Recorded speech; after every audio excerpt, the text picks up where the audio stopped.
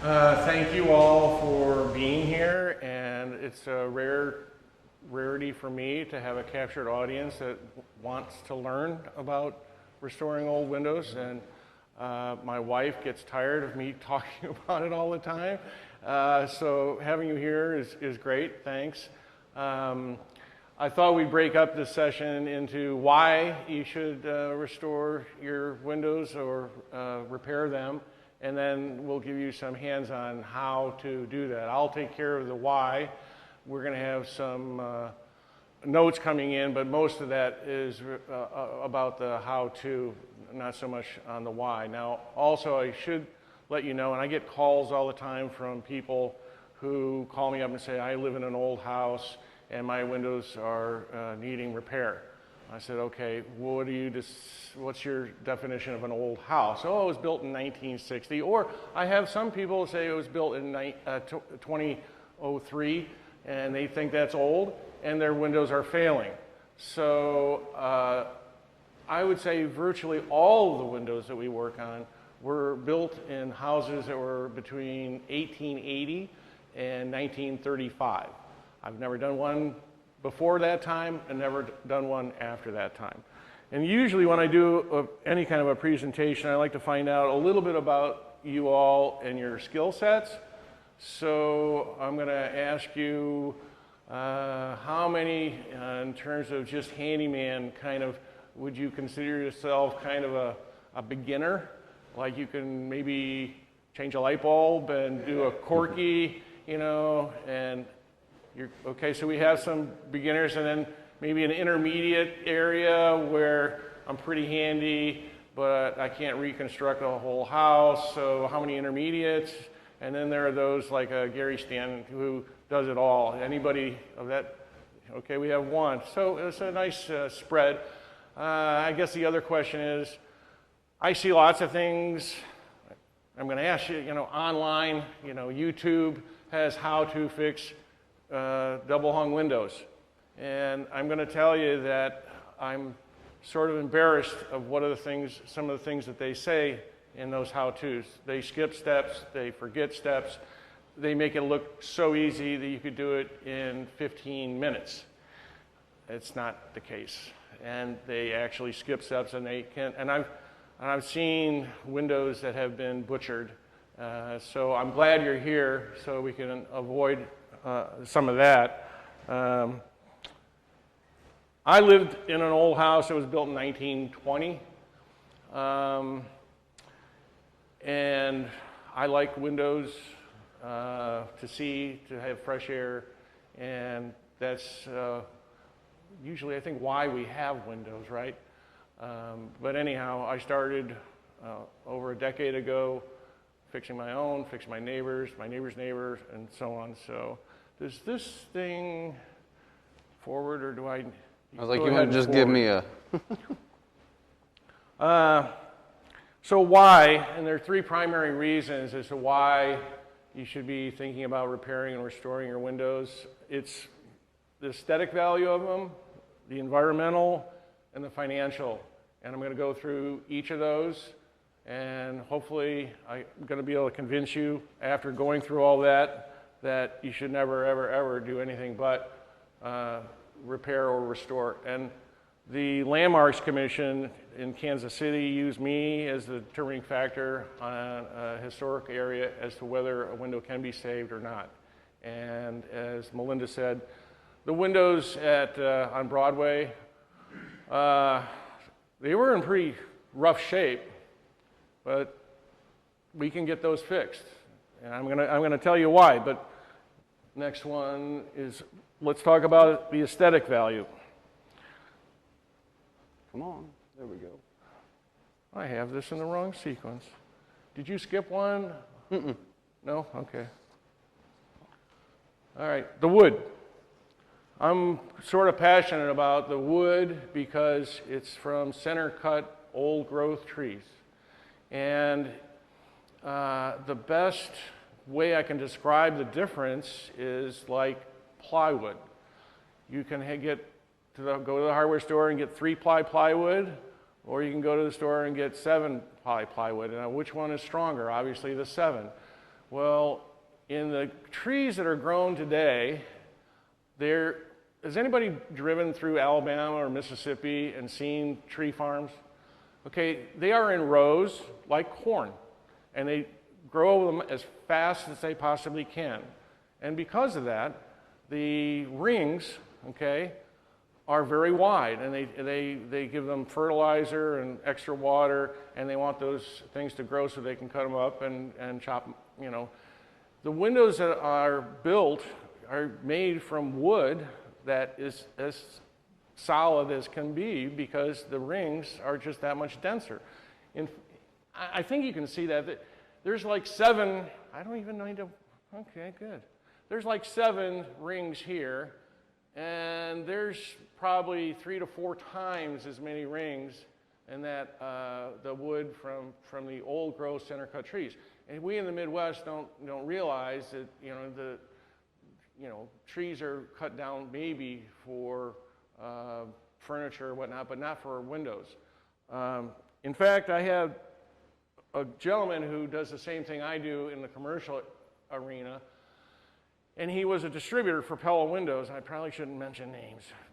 Edit that one out. He was so disgusted with the quality that he got out of the business and started restoring on a commercial level windows, so that he is saving what I do on the consumer side. You can't buy this wood. I mean, people think that, well, I'm going to buy a quality wood replacement double hung window. You cannot buy it. It's not available. They don't make it. They won't let you cut down any more old growth trees. So the wood itself, you can't replace it. I had on my old house, I had a screen, and the screen part was completely rusted out, and yet the wood around it had green mold and had been probably sitting in the muck for maybe 15 years. If that were to be the case with the new windows made, it would have been mush. I scraped it all off. I sanded it down. It looked just like it, like new. So that's, and I don't know, when you go to a lake and you see all the trees growing up, you can see, those things don't degrade. So the next part is the glass. And I started out actually doing stained glass, but I found I couldn't really make a living doing stained glass, so I got into window repair and restoration. So I have a real passion for glass. I just like the way it refracts light, and if you all are in old houses and you've seen the cold roll process, which is how it was done way back when, it has all these really cool imperfections and striations inside, inside the glass itself. And when they're cleaned, and they actually have a charm that I don't know exactly how to describe it, but it's also valuable. The regular glass will run you about $10 a square foot. If you go to Ace Hardware or someplace, they will charge you about $10 a square foot. Stained glass will run you, and I'm not talking about handmade stained glass, I'm talking about manufactured stained glass, will run you about $20, $25 a square foot. To try to get cold rolled glass will run you about $50 to $60. It's about 5 to 6 times more expensive than regular commercial glass. So even the value in the commercial environment, it's also thicker.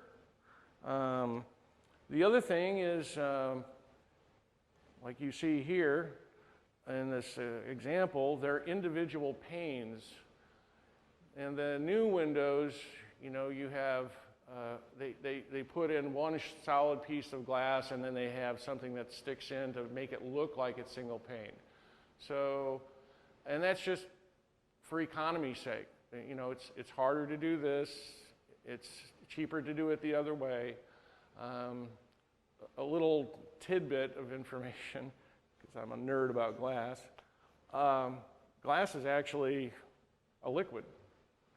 And after years and years, the glass, you'll find is slightly thicker at the bottom of it than it is at the top, which I don't know. I think that's cool.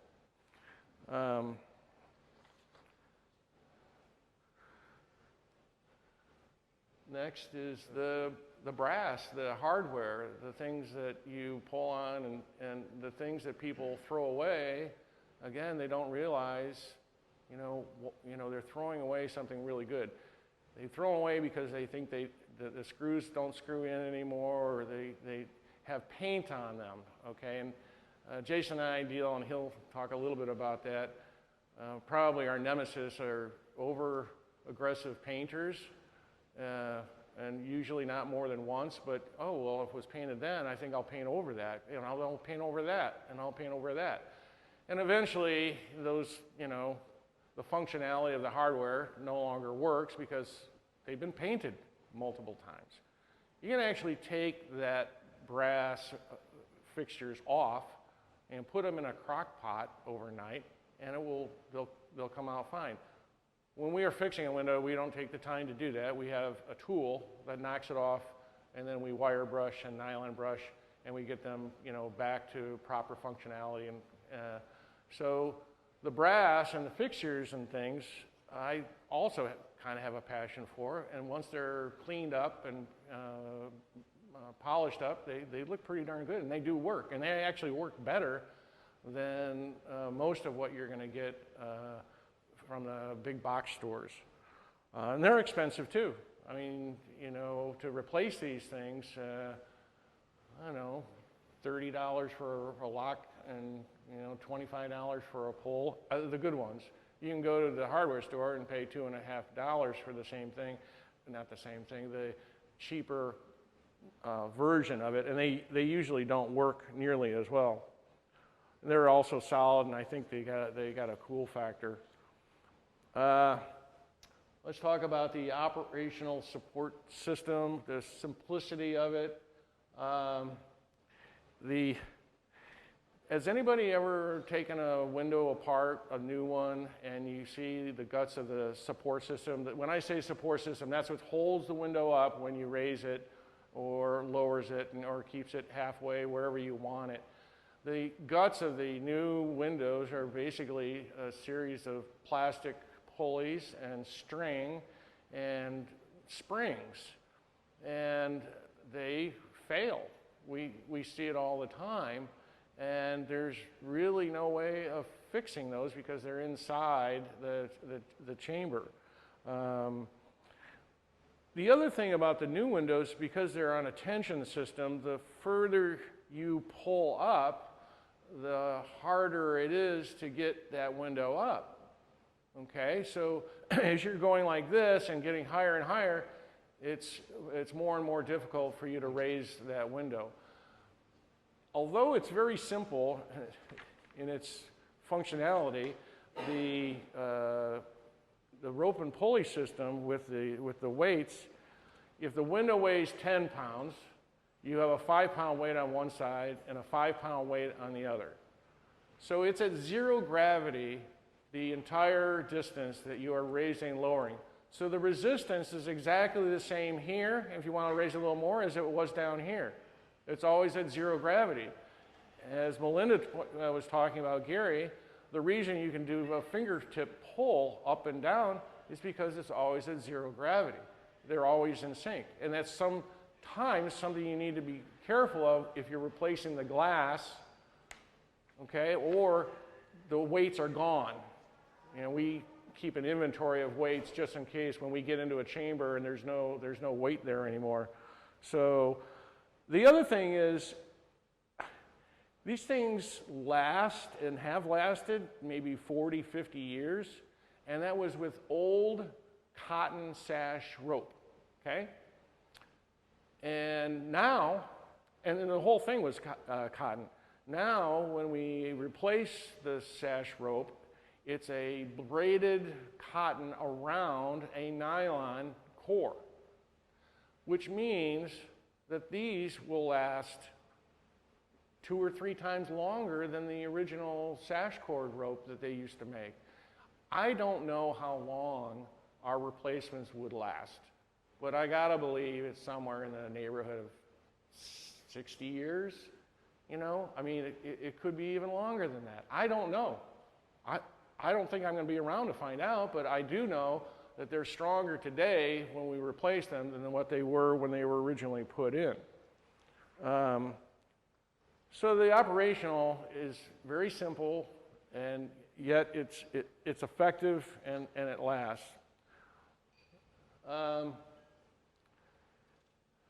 Period integrity. I would think that Strata probably talked an awful lot about trying to restore and the actual aesthetic period integrity.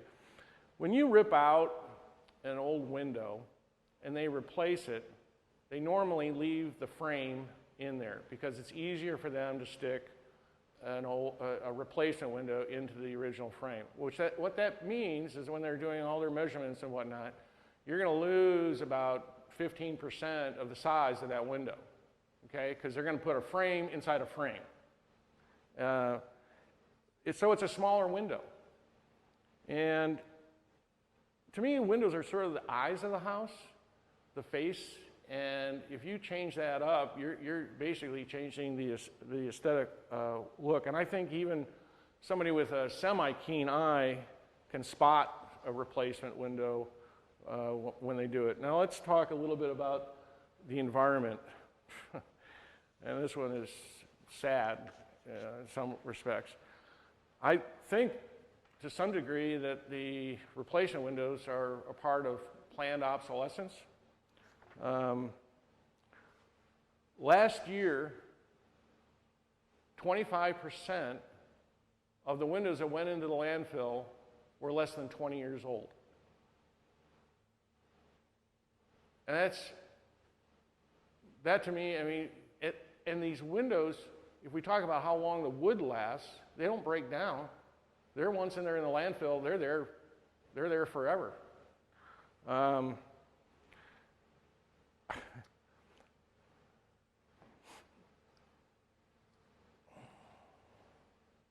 So anyhow, from an environmental standpoint, it's if we can keep these things out, and Jason and I probably have saved enough windows to fill an Olympic-sized pool, I think. Environment, the old versus new. There are some, the Craftsman blog guy, he goes on and on about restoring old windows versus new, and how from an environmental standpoint, it's always better for Mother Earth to use old material and refurbish them than to pull new material and the energy it goes into making the new windows. You're basically using just a whole lot more of the resources to restore and repair. I'm going to talk a little bit about the environment I want to review each of these in greater detail, but basically there are a lot of myths that go on with thermal panes and how they actually save you money, or sometimes there's actual lies about it, and we'll talk first about the myths. I don't know if it goes back to, I sometimes think of Goebel in World War II, the PR guy for Hitler, who said if you tell a lie often enough that people will start believing it. The replacement companies have America sort of freaked out about how much energy they're losing out of their windows. And I think that's one of the number one ways they try to sell you replacement windows is through energy savings. And it is true that a thermal pane window is 50% more efficient than a single pane. You got two panes, you're twice as thick, you know, it is 50% more efficient. The fallacy, though, is that a single pane coupled with a storm window is actually 15% more efficient than a thermal pane. And there's really no secret to this. There's about 1/4 of an inch between the panes of glass and a thermal pane, and air is trapped between those two panes. And air is actually a very good insulator. With a single pane with a storm, you have about 3.5 inches. Okay? So it's not magic, it's not voodoo math. You've got 3.5 inches versus 1/4 of an inch, and it's the air between them that is your insulation. And that's why a single pane with a storm is 15% more efficient. A single pane, and these are actual facts, I probably should have referenced them, but a single pane, a U factor is a 1.10, a thermal pane is 0.58, and a single pane with a storm is 0.50. Now, obviously, you have to have a good storm, a good seal. You have to have your window, if it's been repaired, it should be tight. But the lower the U value, the greater the resistance to heat flow.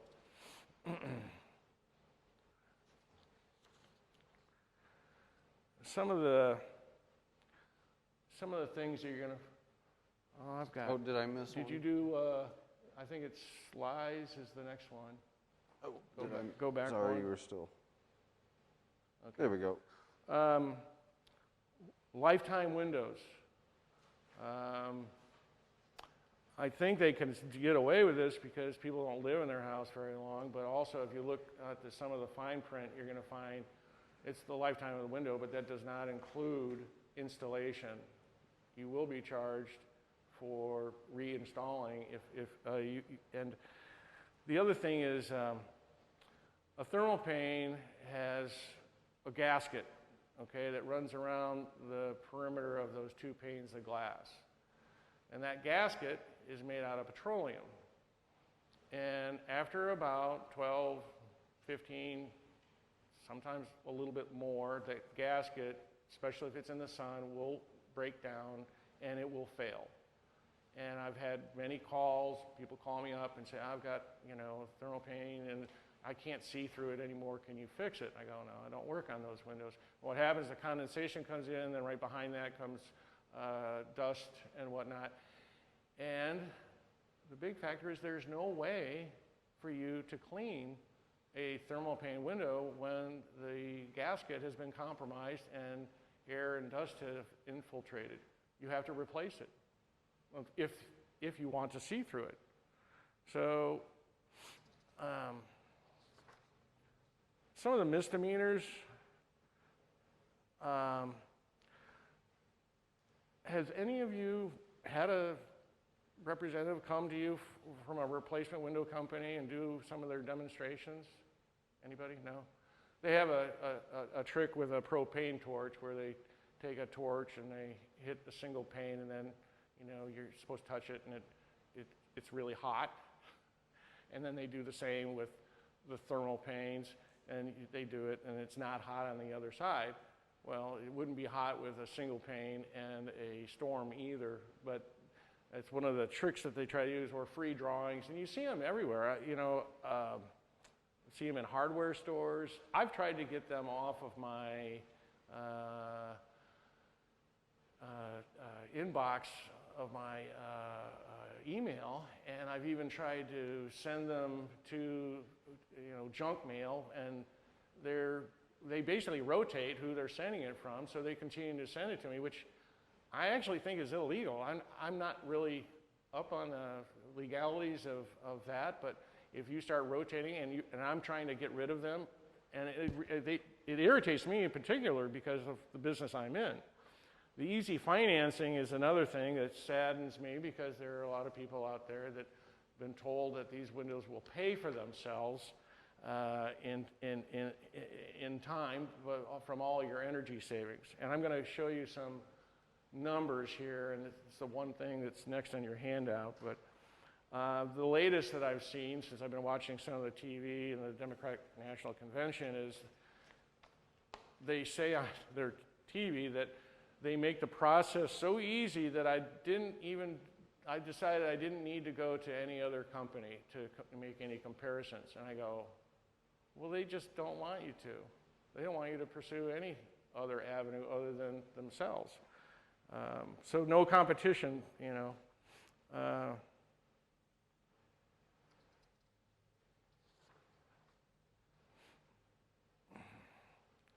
Okay, some things about the truth about window energy, and this is from national studies, that when people hear from them that they'll save 50% of their energy bill, it's 50% of their energy bill on their window consumption.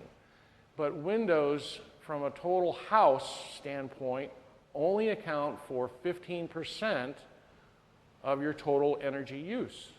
Okay, so they are saving you 50%, and I'm assuming this is no storms, you know, they're saving you 50% of 15%, or 7.5% of your actual energy use. So when they say they'll save 50%, they don't offer the qualifier of saying it's really 50% of 15%. Glass, by its nature, is not a good insulating material. I encourage people, I said, you know, you have windows to let light in, to let air in, and I tell them, you know, go to your attic, go to where your foundation, your flooring sits on your foundation, and take care of those pockets between. And I've done enough reading that if you want the best return on your investment for energy conservation regarding your windows, go to some place that has honeycomb shades. It's the same principle. These things will pay for themselves in about a year and a half. The amount of money you spend on a honeycomb window. And you guys know what I'm talking about, where, you know, there's like a honeycomb pocket in between. It's the same principle I talked about. Air is a good insulator. So they have trapped the air in that shade, and if you open and close that, you will actually feel immediately the difference, especially in the wintertime, obviously. In the wintertime, you know, hot air tries to escape a house, whereas, like, you know, I mean, it's looking for places to get out because it's hot and it likes to rise. Cold air, it just kind of sits there. So your energy use and your concern for your windows is mostly in the wintertime. All right, now, the financial numbers. And you have, I believe, an example of this. And I've taken a lot of information and I've tried to really simplify it so everybody can get it. Even if you're financially challenged, my wife is very challenged that way. But I'm using $250 a month, and I think the national average somewhere around $247, so I rounded it to $250. So that's $3,000 a year, okay? If the window equals 15%, that equates to $37.50 a month savings, or no, not savings, sorry. $37.50 a month is what the window part, or your windows are running from an energy use standpoint, $450 a year. If they save, and I'm saying, okay, they save 50% of this, okay, so that's $18.75 a month savings for your investment, okay? An average replacement window is about $750. And I'm probably on the low side of that, but I didn't want to be biased one way or another. There's probably some really cheap windows that might be less than $750, okay? I know because people tell me after I go in and, you know, they tell me, well, so you're so much more reasonable, I can't even believe it. I had a young couple and it sort of upset me that they had just moved in, first house, probably just had enough to put the down payment on. They had windows, none of them worked, they were all painted shut, and they had a quote to replace all the windows of $32,000.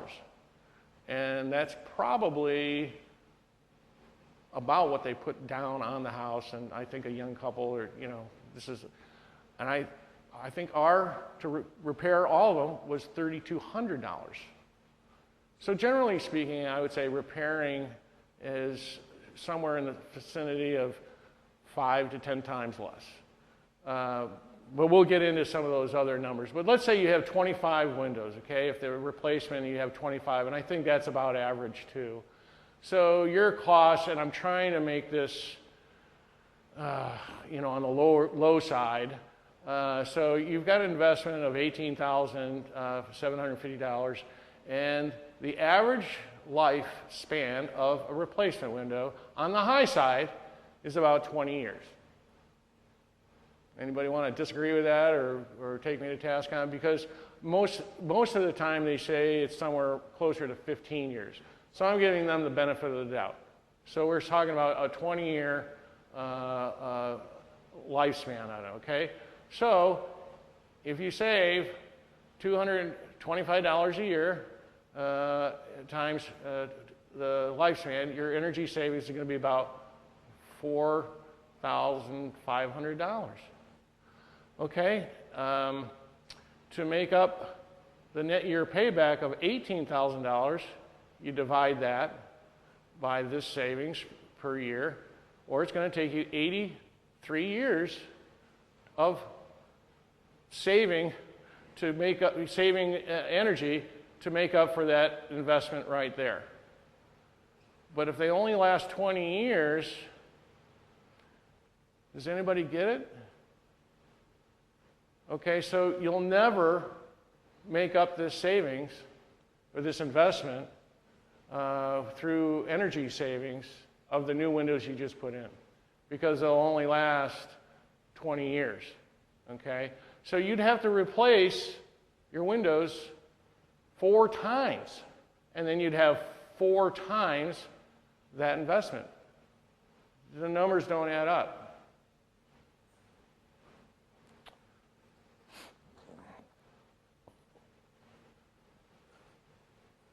Now let's talk about the financial numbers, repair with storms.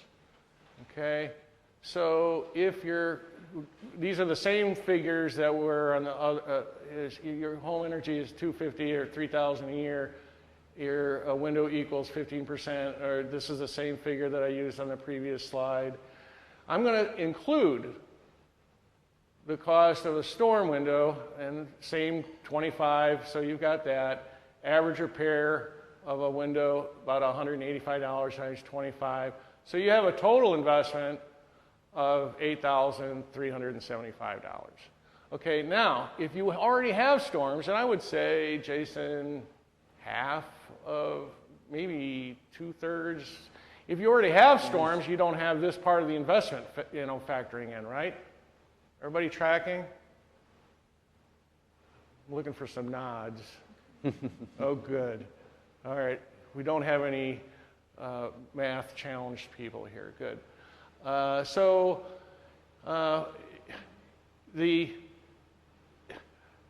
it's $450 a year savings, and so less 50%. But I'm going to add 15% because of the greater U factor. Okay. Do you understand why I did that? Because a single pane window with a storm is actually 15% more efficient. So you're actually saving $258 per year. Okay, your net year payback on the original investment here divided by 250 is 32 years.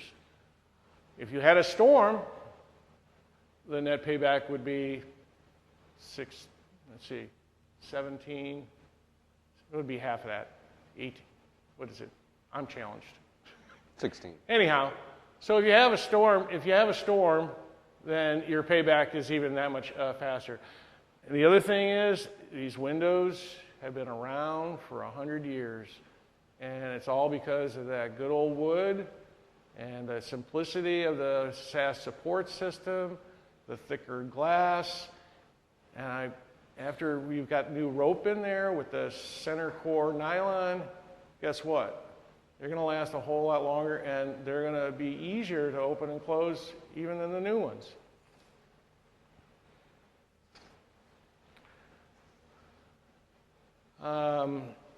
Finally, I'm just going to review and say,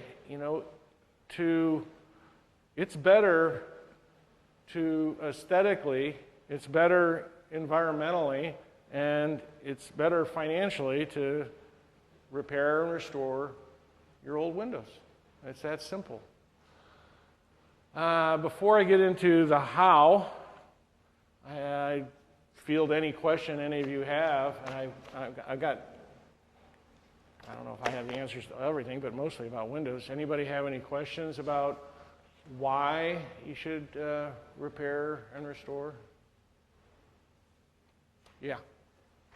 Are the storms always nowadays aluminum storms? Are the storms always aluminum? Like my parents' old house, wood storm. Mm-hmm. So what do you replace with base? I've actually made some storm wood. Don't consider that most of my wheelhouse. Really don't want to do too much of that. There is in Weston a company that will sometimes do that kind of thing. The only issue I have with, if you want to go back to, like, if you're a purist, you go back to those wood storm windows. You've got two pairs. You have two sets. One has got a screen and one has got glass. And so you have to, every spring or every fall, you got to take them off and then you got to put them on. You got to take them off, you got to put them on. As wonderful as I've been talking about how great wood is, I think for a storm, that also means you have to maintain those wood, windows, because they'll need scraping and painting every, so many years, because they will have the same needs of maintenance as your inside window. In fact, they'll have more because they're closer to the elements. And, getting upstairs to do those two, it just seems, again, if you're a purist, and that's fine. I had an architect that got mad at me because I put in Phillips head screws in his locks and poles instead of flat slot screws. And so I had to replace them with, the flat, as if somebody's ever going to notice that. But, there are purists out there, and I kind of fall into, if it's not really noticeable and it's probably better, I would go with the aluminum. There are companies now that are making storm windows that you can pick any color you want. So it's almost like going to a Sherwin-Williams store, and they will anodize that color onto that aluminum, and you'll never have to worry about it, again. And some storm windows have been around a long time, and anytime you put in, they'll have fibrous materials, so they seal up nice and neat, but all that stuff, when the sun hits it, it starts to degrade, from the get-go. So, and I often encourage, and in fact, everybody I talk to, please get storms, because you will be able to protect the old windows a whole lot better, and it's going to be quieter. Windows are made to open, I think, so you can get fresh air in. We've been real blessed the last couple of weeks in August in Kansas City. Who would have thought we'd have low 60s at night? That's fresh air, good breathing. I love that. So I don't know if that answered your question, but I would say, yeah, and sometimes, people will refurbish the ones that they have in the garage if they want to hang them. A lot of times the hanging part is a problem because, again, they've been overly painted, so the slot never fits properly, or they've been painted on the side so it never fits in the hole properly. So they all require a little bit of effort. And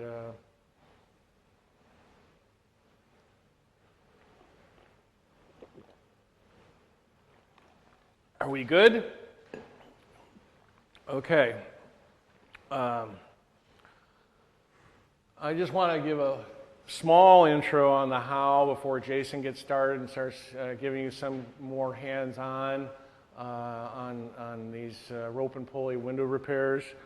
I do want to manage your expectations a little bit because we've been doing this, well, over a decade for me and several years for Jason, and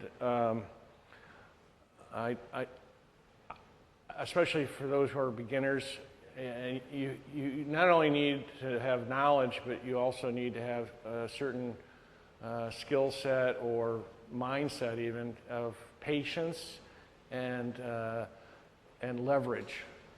We probably use leverage as much as anything, but I have seen what a handyman can do to a window, and you can actually cause some irreparable damage to them if you're doing things the wrong way. We had recently, just in the last, 3 weeks, a woman who went to a 3-day workshop on how to repair rope and pulley systems. And it took her a week to do a window.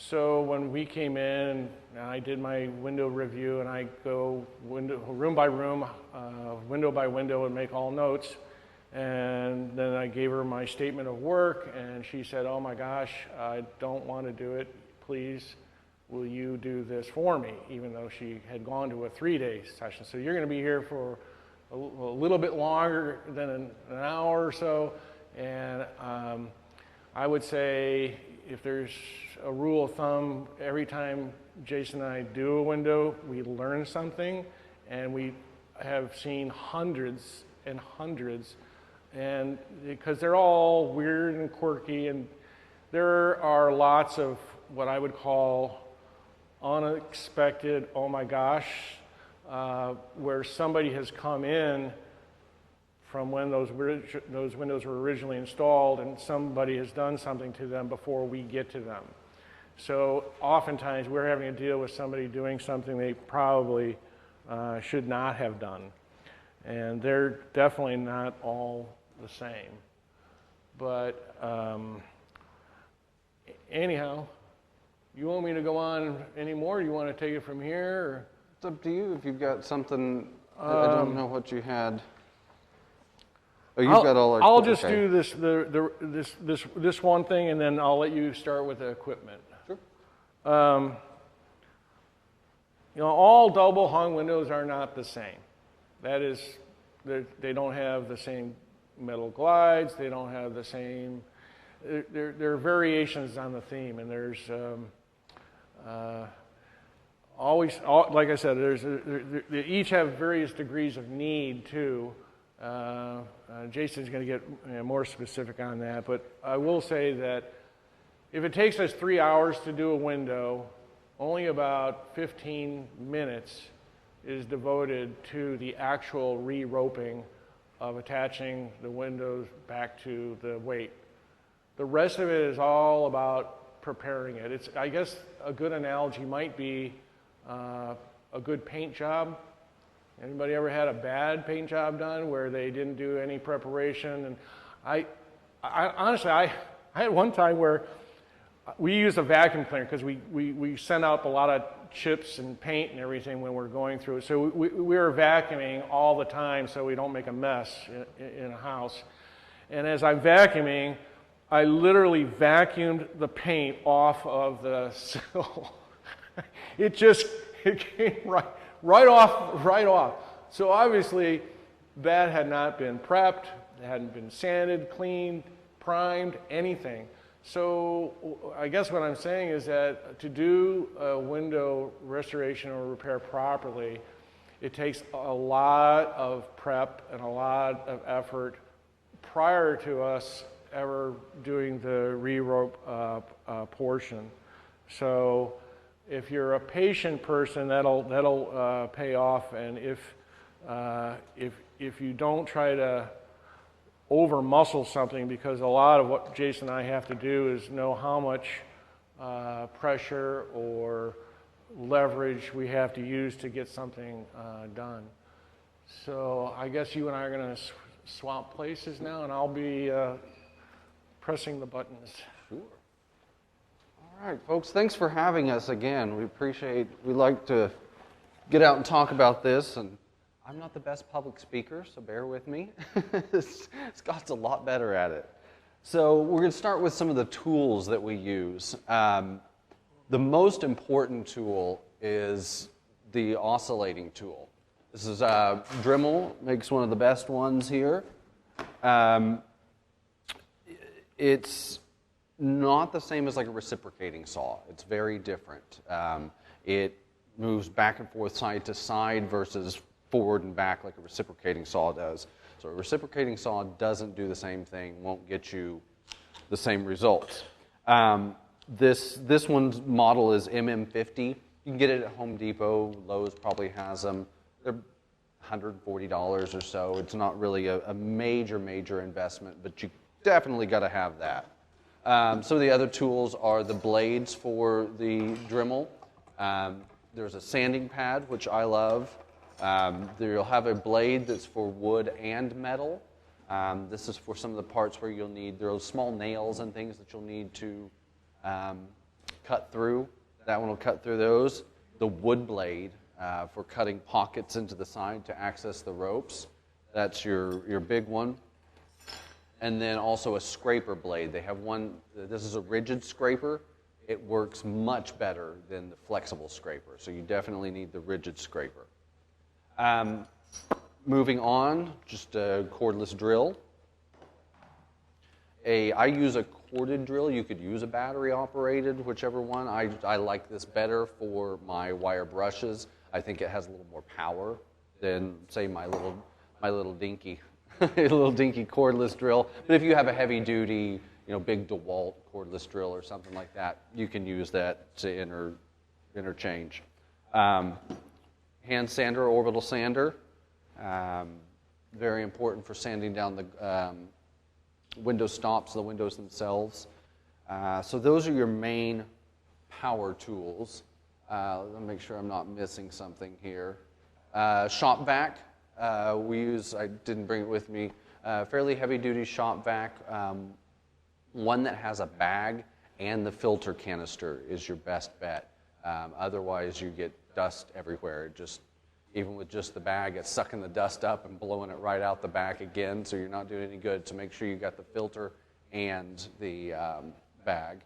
You don't necessarily need the HEPA filter. If you want to go that far and spend that much money, go ahead, but it's not necessary with this. We also use a power cord with a multi-head so that you can kind of plug everything in and not have to go back and forth switching plugs. Just makes it a whole lot easier. So next slide, please. We'll see where we're going here. Hand tools. A medium and a small crowbar. Actually, let me grab that real quick to kind of show you what we're talking about. I forgot I should have set these out. So just little pry bars. A small one, a large one. Large one helps you get the window stops out. Small one gets it started. Large one helps you get it out. It also helps to separate the window. If the window is painted completely shut, you can gently use your pry bar to kind of work that window out. That's a big something that will come up across here in a little bit. And then just standard hammer, flat and Phillips head, screwdrivers, vice grips. Needle nose vice grips are really nice to have. You can use them for multiple things that you'll come across. Pliers, a glazer. Glazer is a little tool that you can get at the hardware store. It's got a little end for scraping off some of the old glazing. You can use that. You can use your power tool to do it, but I don't know. Scott likes that way. I'm leery of it because I end up breaking the glass. So I use my scraper end. And then the other end gives you a beveled angle on your glazing, when you're doing that. The glazing compound, hardware store. Definitely recommend gloves when you're doing the glazing. It doesn't come off your hands very well. It'll come off eventually, but gloves are always helpful. Glazing points, they are little metal, teeny tinier I'd show you, but they hold the glass in place. They insert into the wood, hold the glass in place, then your glazing seals it. Earplugs, you definitely want earplugs. This makes some crazy noise. I know we had one family that was not expecting the amount of noise it was making, and their kids were still schooling from home, and we had to wait until the kids were done, come back a few weeks later, because it does make an amazing amount of noise. Assorted nails and screws, small nails, little 18 gauge nails, inch-long Phillips screws, just kind of a random assortment that you'll need. Wood glue, utility and straight edge razor blades, single edge razor blades, bib washers. We use bib washers for like faucets. They help, sometimes the window, the front sash doesn't necessarily line up with the back sash, even though you've done all of the work to get the window done. The back sash will be just a little bit lower. You can use those bib washers to raise that latch up, the receiver of the latch up by, a quarter of an inch or so. Great to have around. And then our double hook connector with one-edged weights. I should show you that too. Jason, I just noticed we missed one important thing that you guys should write down, and it's because normally Jason wears glasses and I wear glasses. Oh, yes. Write down safety glasses. Safety goggles. Unless you wear glasses, which some of us do and some of us don't, you definitely need safety glasses. When you're chipping up all this paint, which is a large part of what we do, you will get something in your eye. So please write that down. And I'm sorry we didn't put it down there. Sure. How do you deal with those old windows that have leaded paint on them? Scott can go into a little better detail. I've researched that out. I've been asked that question. And that whole leaded paint issue began with inner city kids that were toddlers who chewed on the leaded paint. So if you look at any study, any adult does not have to worry about leaded paint, and if you feed your children, you do not have to worry about leaded paint. Don't eat the leaded paint, basically. Don't eat the leaded paint. The small amount of dust it's going to kick up is not enough, especially if you, when I'm really getting into the sanding, if there's a lot of paint, I'll go ahead and put a dust mask on. Just wear a dust mask and, yeah. You can't get enough lead in you. You'd probably, as one who does leaded stained glass, touching the leaded part a lot is a whole lot worse than anything we do with sanding leaded paint. So it's really a non-issue. So back to the double hook connector. What we use, it's about a 12-foot piece of rope, small, I don't know what you'd call that. Anyway, on one end we've got fishing weights, little knot tied into it, about 3 fishing weights. On the other end are 2 fishing hooks that we've wired together through the middle with just a thin wire so that it's about 1.5 inches, 2 inches long. This you'll use to do the actual re-roping. If you watch the videos online, what they'll tell you is, just take the rope, push it over the pulley, it'll come down through the pocket here on the side that's holding the weights, you'll be able to pull it out. It doesn't work. It doesn't matter the size of the window. Some of the windows we're doing are Victorian houses are 6, 7 feet tall. You're never going to be able to just fish a piece of rope down through there. So this is really helpful. You run those weights up over the pulley, and then you can use that to pull all that rope through. You hook your rope that you're actually using to re-rope, and you pull that through, and it just makes it 900 times easier. So, the steps of how to actually do this. The first is to remove the window stops. The window stops are here on the sides. They hold this lower sash back. They're usually decorative, some kind of curve or something to it. So what you do is you use your rigid scraper, or if they're not painted, I use my utility knife just to separate that paint all the way down that window stop. Then you use your pry bar, pull that window stop off, you can get access to the window. If you don't get rid of the paint and you try to pry off the window stop, you will crack and destroy the window stop. It is I guarantee you that's what will happen. And I use the oscillating tool to break through the seal of the paint, which may be more than one coat. Jason, I think you usually use a utility blade. I use my utility knife unless if you see it and you can tell to me if it's got 10, 15 layers of paint on it, which some of these windows can. You'll see it. Some of them are so painted that even that little curve of the trim is gone. You can't see it. You can tell that there was something there. There's so much paint on it that you can hardly see that. The oscillating tool works really well to get through that super thick paint. I'm kind of 50-50. It's just kind of... Well, and what happens to us sometimes is we'll see that somebody else had tried to do it before we got to it, and it's already been broken, meaning somebody has used too much force to get those window stops out, and they have cracked it. And then I have to tell the homeowner, we did not do that. That was there. You just didn't see it because somebody had wood puttied it, sanded it, painted it, and it was hidden to you. And that's what you're going to have to do again. But that is a very critical part. That's where you begin, is getting all of that paint that's holding that window stop in place off. Definitely important. So the next step, not all windows have them, but I'd say 75% of the windows we deal with have a metal glide right here. Once you've removed that window stop, you can access that glide. It's usually nailed in with a nail at the top and a little nail at the bottom.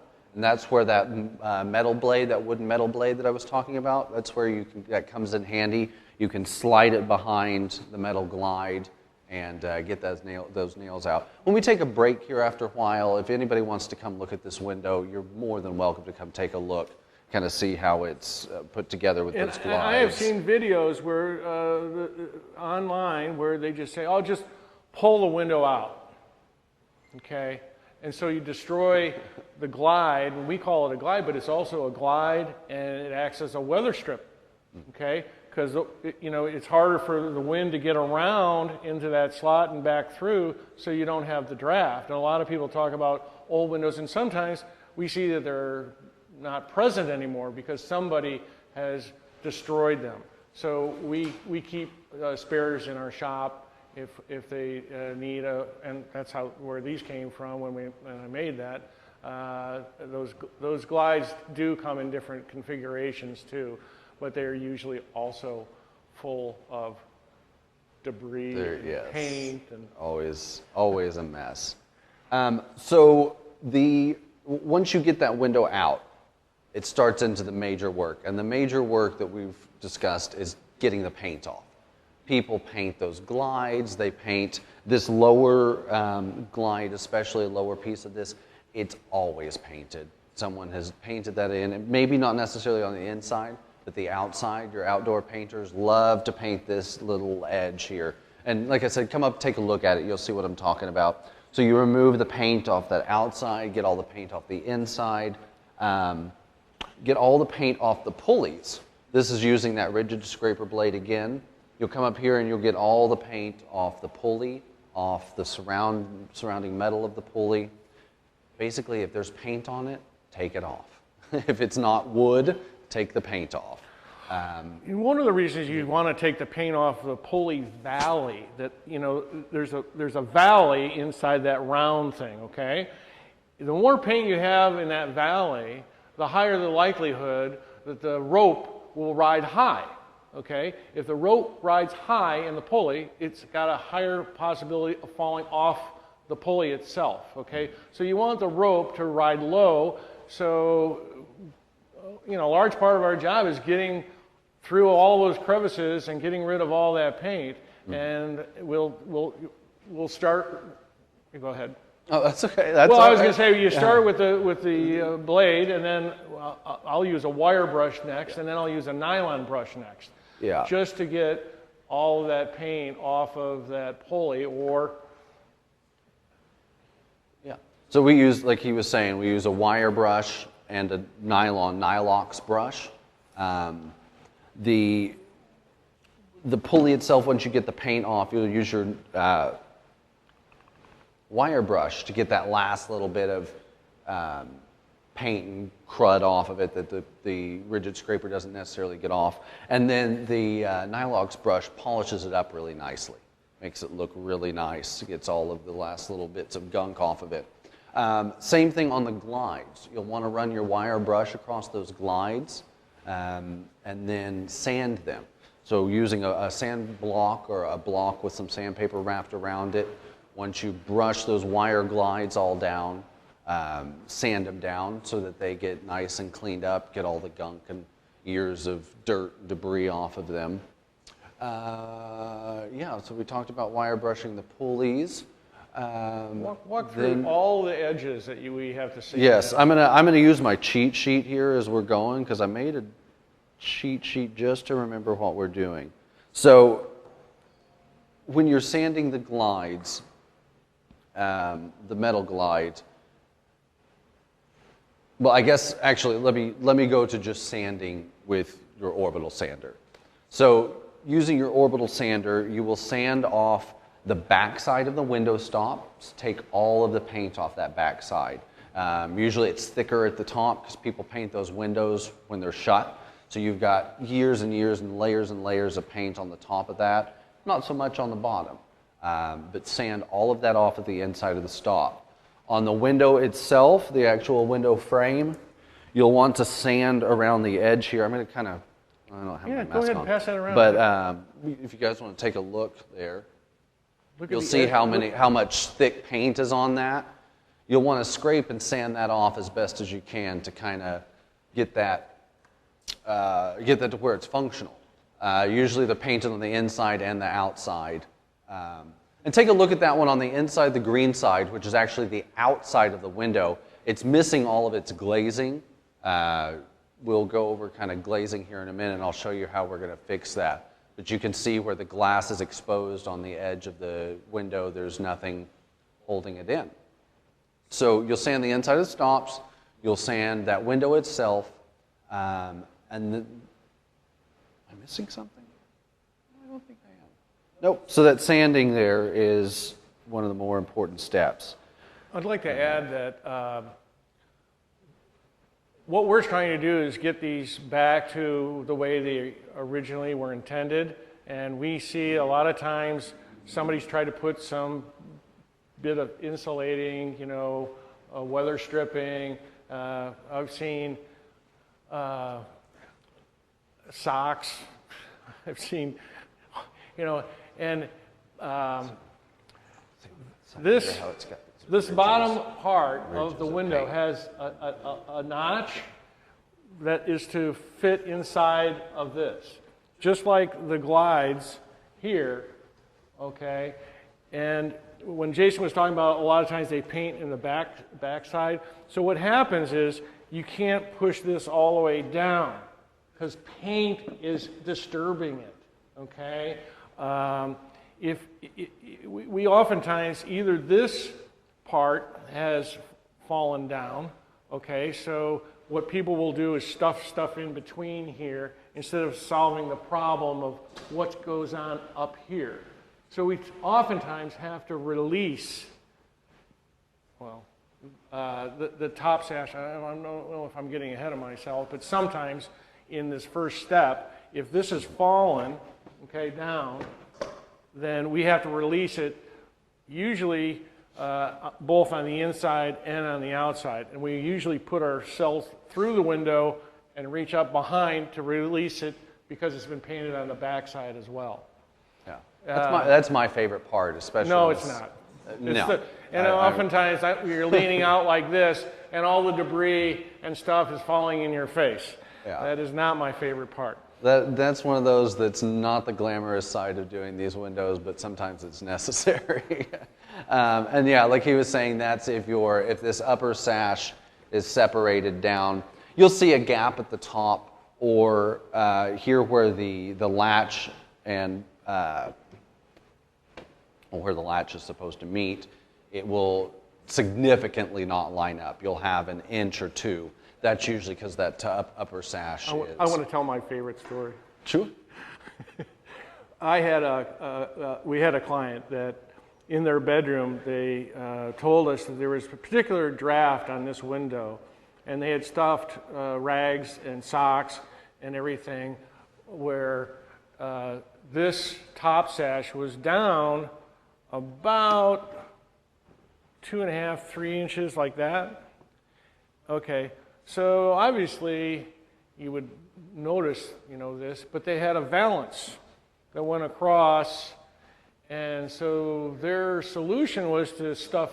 They thought the draft was coming from here, so they stuffed all kinds of stuff in there. And then when I got the sash off and everything else, and they had no storms, so they had a 2 to 3 inch gap for like 12 years, not ever knowing it. And you talk about losing money, throw out your window, and not very good energy efficiency. That was my most egregious example of somebody really not, and people for some reason, they always attack the thing that they see. They don't really fully think about what is the cause of that. Why is that window down like that? So I'm just going to stuff stuff in here.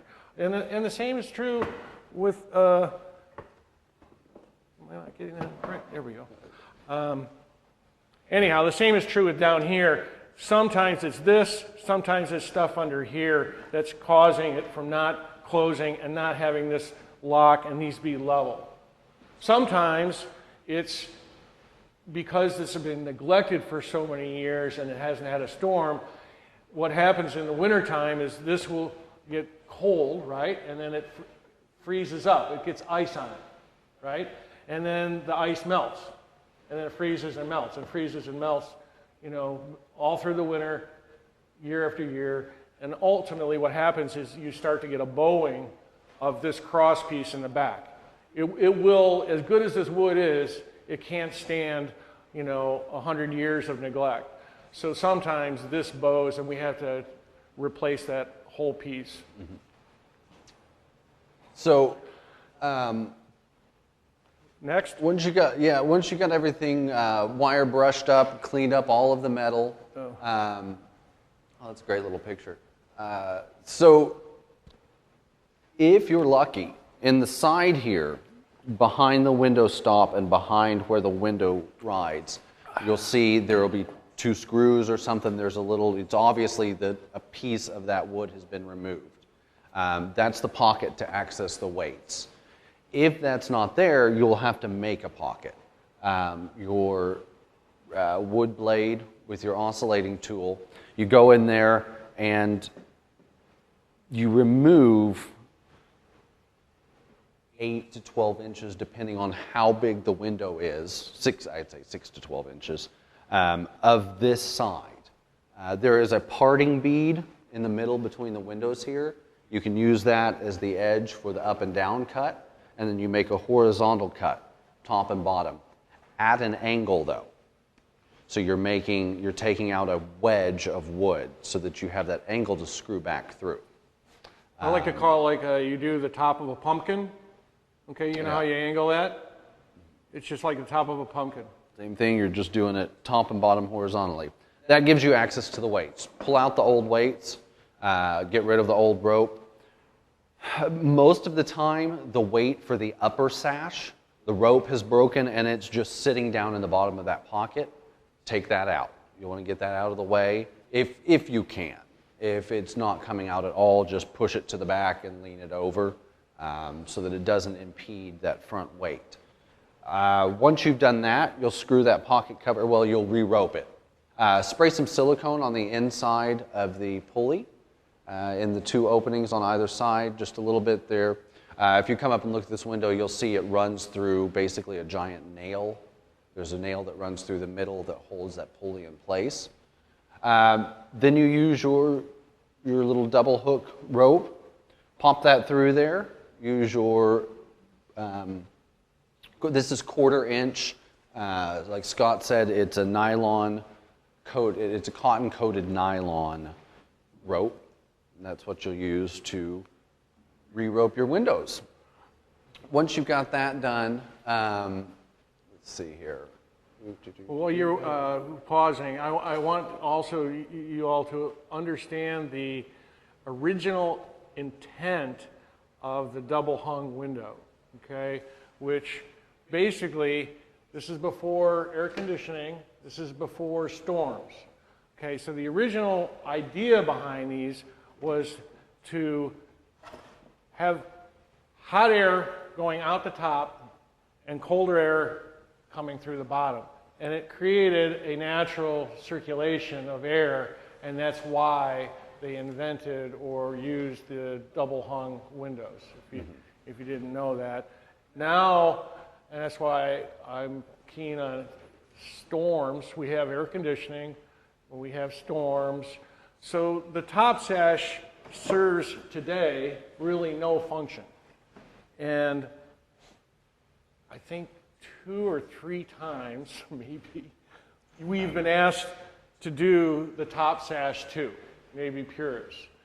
And it does require essentially twice as much work.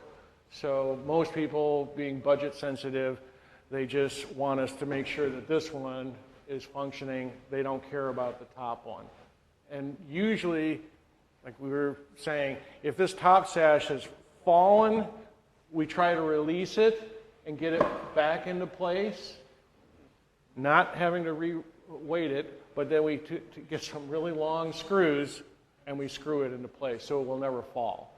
Because if a lot of times they're painted in a bad position. They're painted like right here, and you can't move them. Sometimes, if they're not painted and this thing is still functional and it doesn't have the window, it will come crashing down, and potentially here it was in Bonner Springs, we had a girl's window that, almost broke your finger. Almost took my head off. Or it was your head hanging out the window. That's right, when that fell. So anyhow.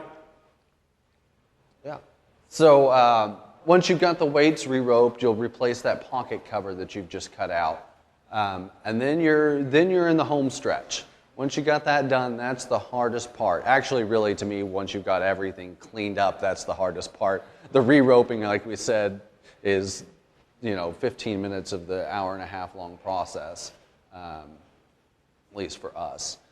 So once you've got your ropes in there, what I like to do is I put a glide in one side.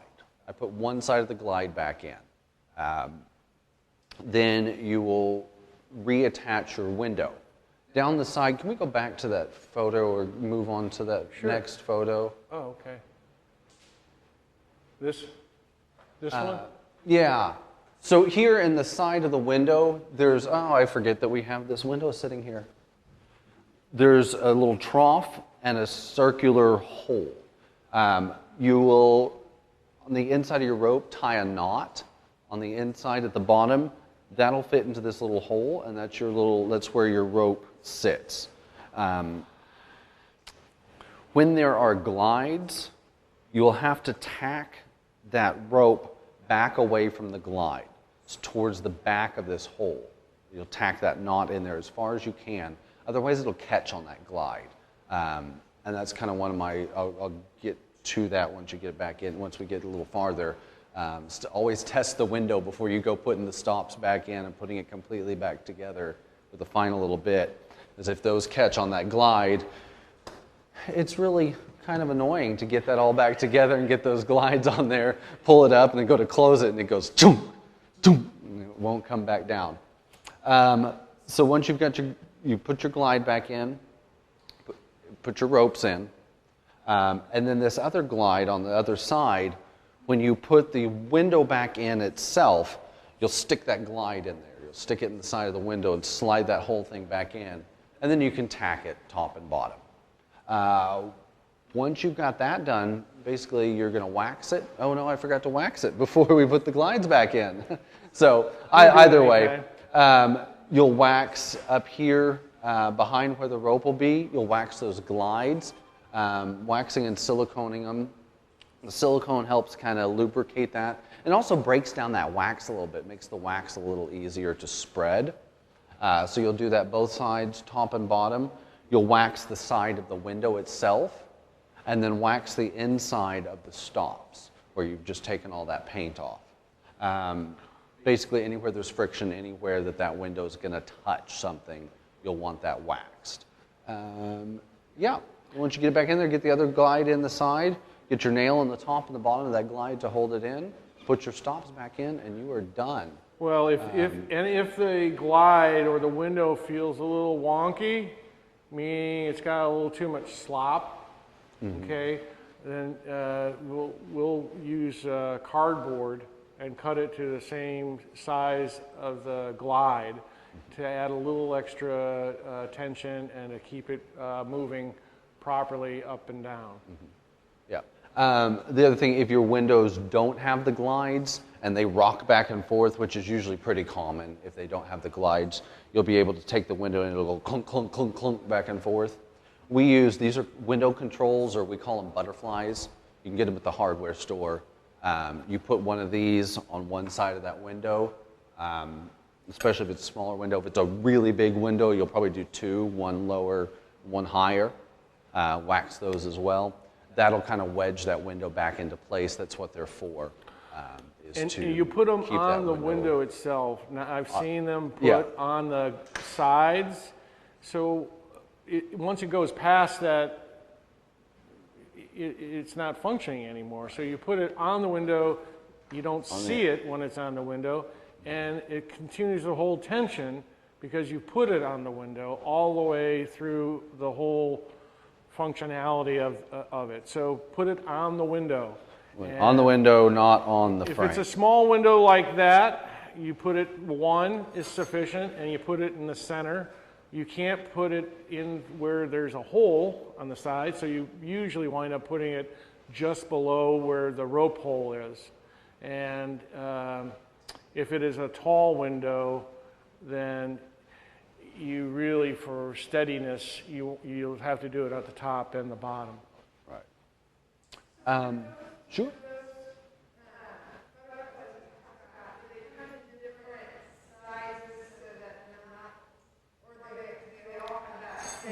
They're all like a butterfly, but I think I know what you're getting at.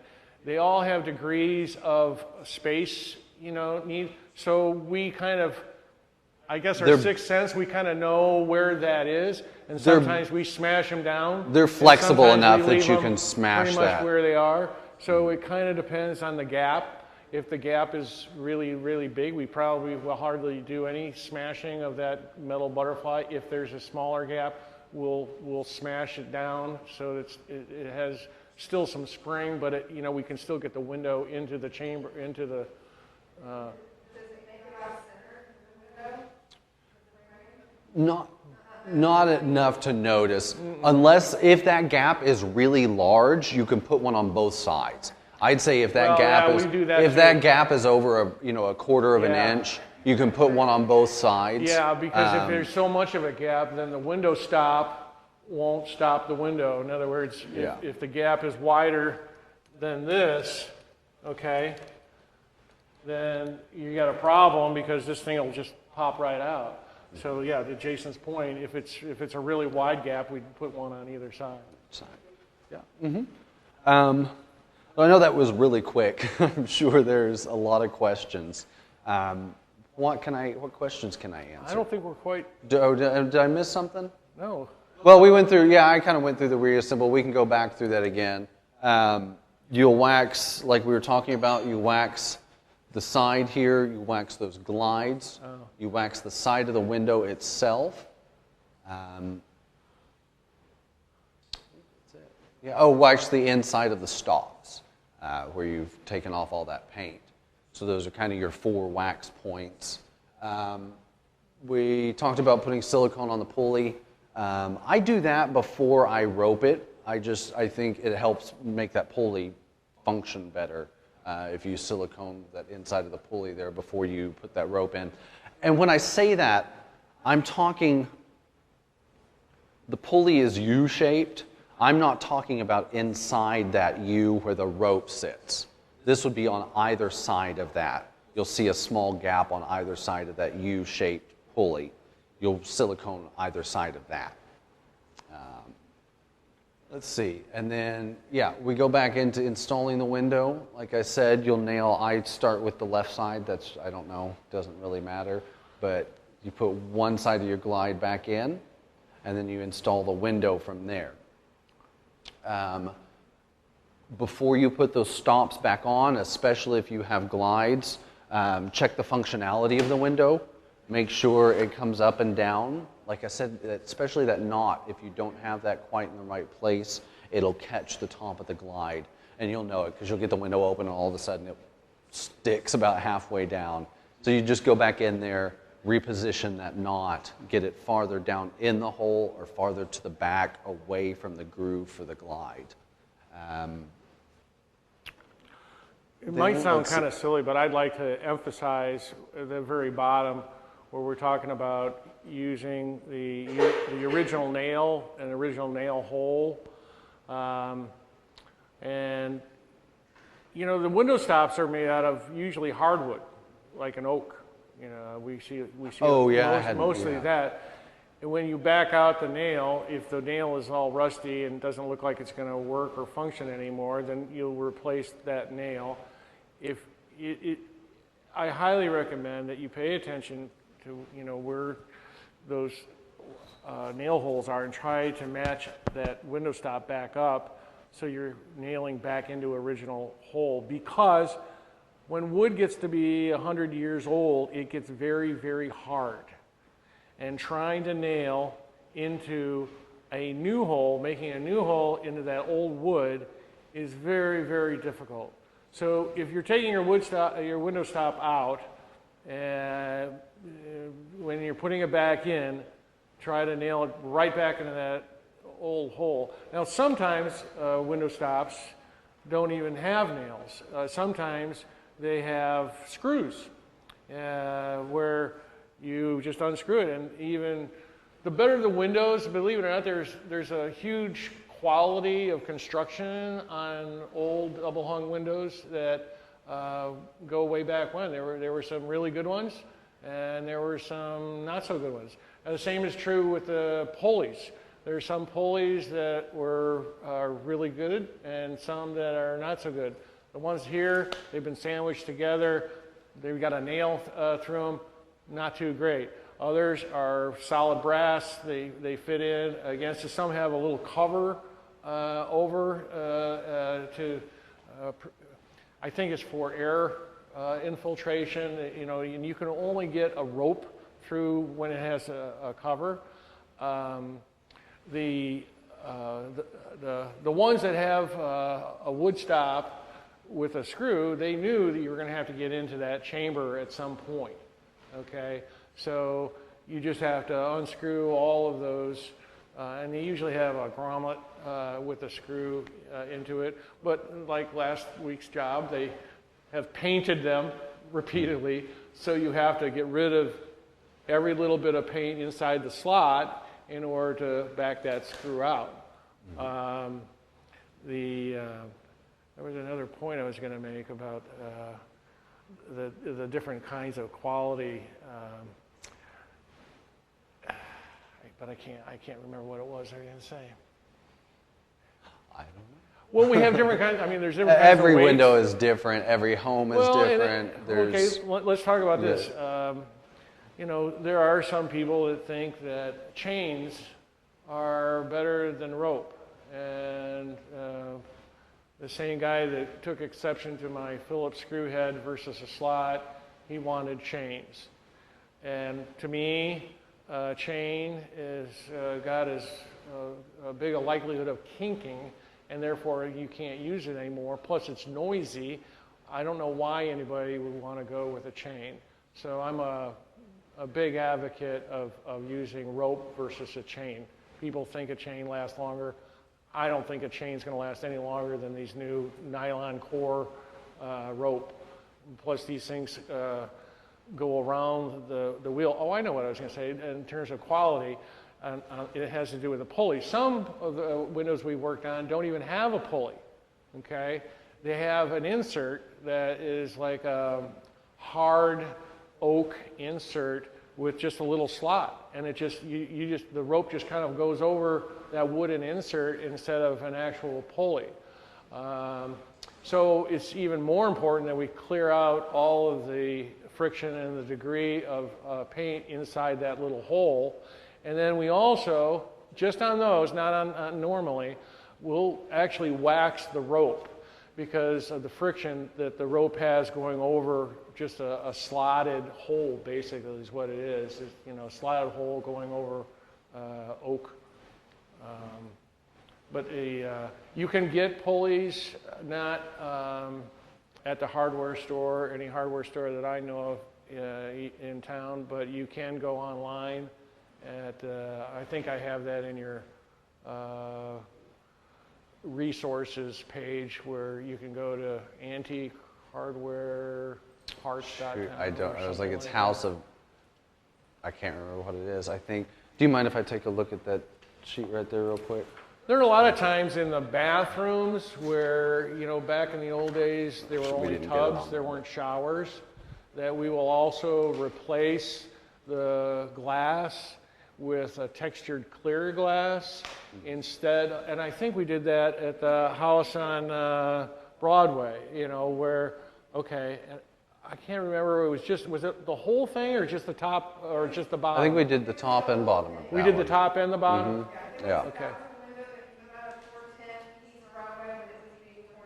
And you brought it over, and it's in the bathroom where the sink is, so it's got. Okay. We do that a lot because, again, back in the old days, you know, people were just in the tubs. Now we're in the shower. So for privacy, you know, unless you want to show off your birthday suit, you know, we now will use privacy glass, so it's textured clear. It lets all the light in, but you can't see in and out of it. I'm trying to think of all the other variations that we have on the same theme of things we run into. We've had to figure out where windows have been actually nailed shut from the outside. I don't even know how they did that. That's where your metal oscillating tool is very important. And when Jason was talking about the glides, taking the glides out, you slide your metal tool in there and we cut those off. People sometimes try to pry those out. You'll probably damage the glide by trying to pry it out. Try to use the same holes if you can, but a lot of times another one is when you cut that pocket out, the actual, what's the word I'm looking for? On the inside, the decorative frame? Yeah, like a frame, like a door frame. You know, it's got the decorative molding on the side. It will be nailed through and into that pocket. So you'll go to take that pocket out and it won't move. Get in there with that metal and wood blade and cut that nail that's holding that. That's one of the other things that you run into a lot. Oh yeah, here, I'm sorry, I wasn't paying attention. We talked about the butterflies. Okay, yeah, the broken glass. Much like this one here, on this outside, there should be a bead of glazing all the way around here. You'll remove that old glazing. Since the glass is already broken, that's when it's just fine to use that rigid scraper and oscillating tool. Makes it so much easier to get that glazing out. Take out the old glass, take out the old glazing points. There's three types of glazing points. One kind of looks like an H folded over with a little point. That's the more common, newer style. There's one that's a triangle, and there's one that's kind of a diamond shape. But anyway, you'll want to get all of those out. Usually there's one or two on each side of the glass on big windows, one on smaller windows. And then that's when once you replace the glass, you reglaze it.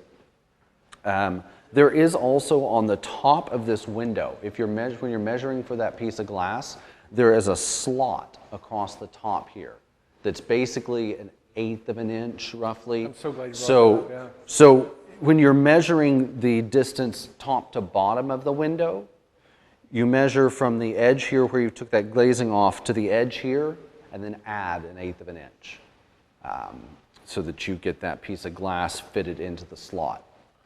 Glazing itself is super easy. Like I said, you wear gloves. I'm going to go ahead and kind of talk through and glaze this real quick, just so you can see the difference.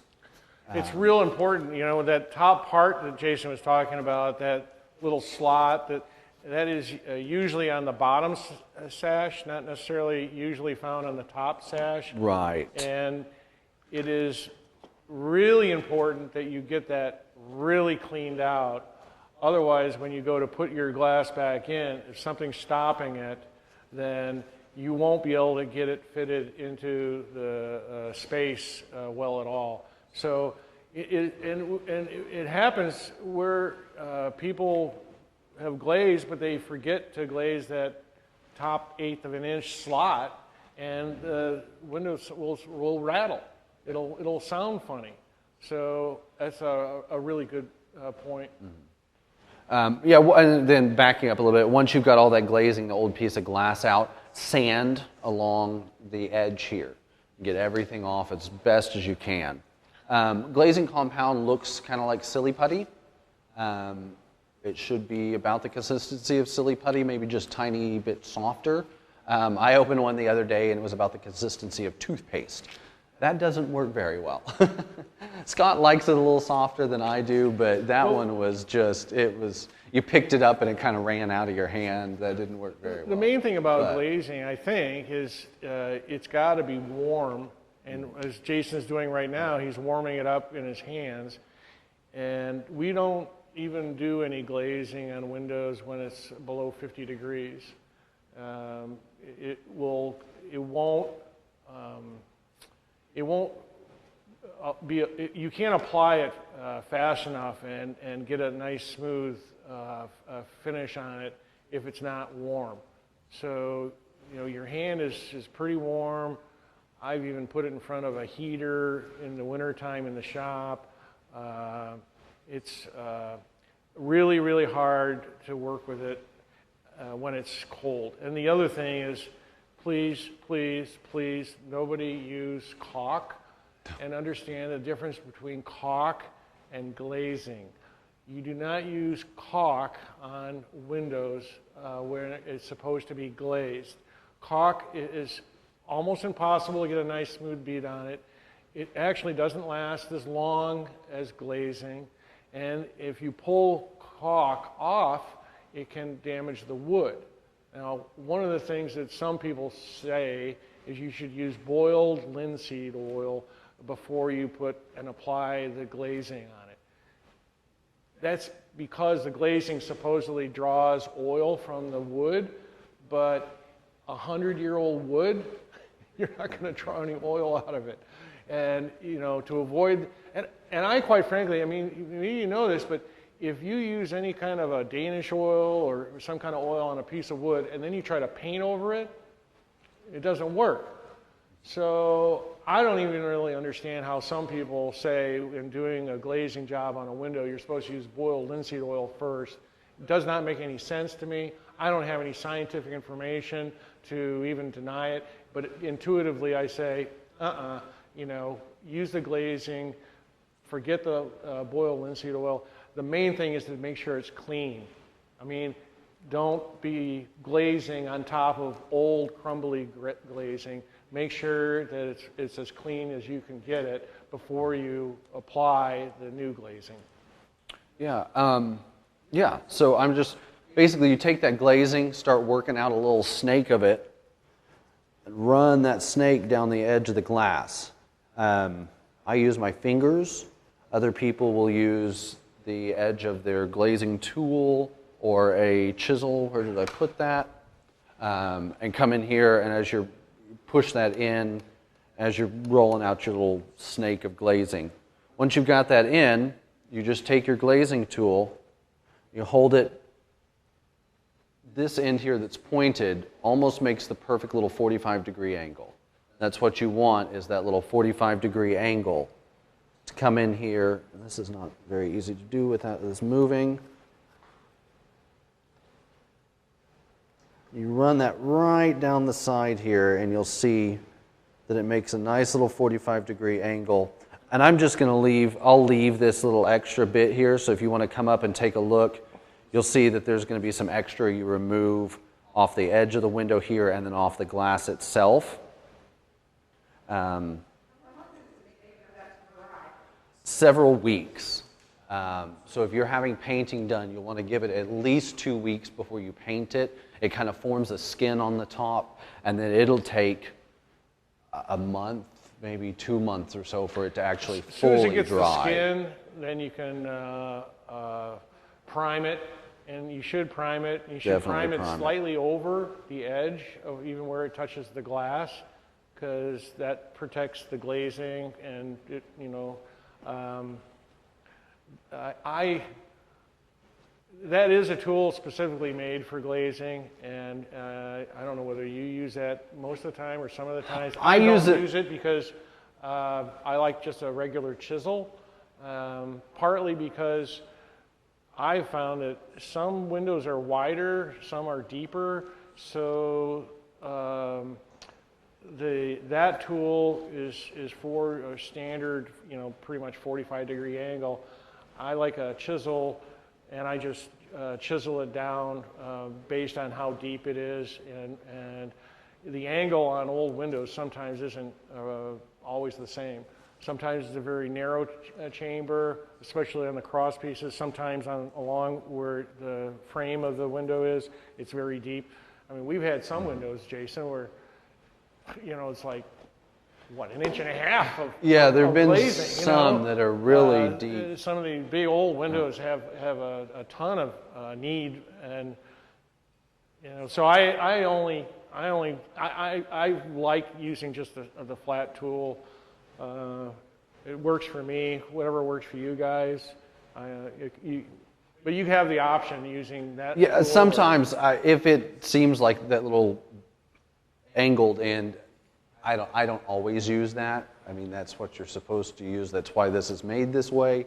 But again, I'm kind of like Scott. I'll flip it over and just use this little scraper end like a chisel. And when you kind of run your finger down it, kind of yeah, afterwards, I thought I mentioned that. Maybe I didn't, but yeah, after it's done, you can kind of run your finger across it, smooth it just a little bit. Especially with your gloves on, it smooths out a little better than without gloves on. And please use gloves, because it is a petroleum product, and if you don't use gloves when you're glazing, your hands are going to get real goopy, and the only way to get all that goopy stuff off is to get some turpentine. Then you got that mess to contend with. It's a lot easier to just put that glove on and pull it off, and you're done.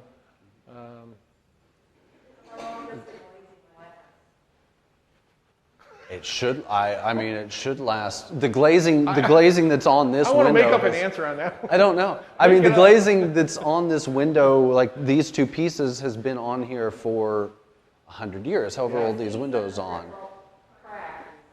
Right, and that's what you'd remove. Get all of that cracked stuff off as best as you can. And if you look on the back side of this window, there's some gaps in the glazing where we hadn't glazed it yet. One of the things that you don't even see it, and I highly recommend that you run your oscillating tool on the edge of where the glazing meets the paint on the edge. And if you cut off that part of the paint, that oftentimes is just the paint that's holding the glazing in place. And once you get rid of that, and then I'll use a straight edge on the other side, and if it falls off, and it oftentimes does, you'll know, because there's no paint anymore just holding it on. So by using the straight edge along the edge of it, okay, and then on the